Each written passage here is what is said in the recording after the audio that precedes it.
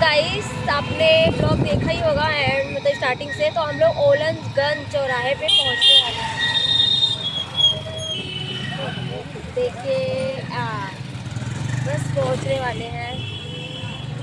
आप लोग गेस करिएगा हम लोग कहाँ जाएंगे। तो देखो ये भैया रिक्शा चला रहे हैं, भैया हाय बोलो। और गाइस देखो हम लोग जा रहे हैं, देखो कौन कौन है आपको पता ही होगा।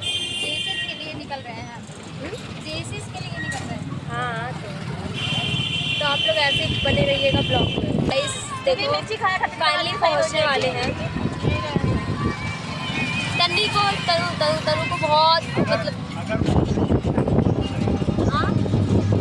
हाँ एक हमारे साथ है ना कड़वा बोल रही है, उसको गुड़ खाना पड़ेगा, तो गुड़ खा ले काम कर। थोड़ा सा शक्कर गाइस मैं उसको दिखा नहीं सकती इसलिए ज़्यादा बोल रही है। नहीं दिखा सकती तेरे को, फिर बाद में बोलेगी डिलीट कर दे और डिलीट कर दे। अच्छा तूने तो वीडियो पोस्ट किया, मैंने बोला डिलीट कर। तो गाइस हम लोग पहुंच गए हैं फाइनली चौराहे पे।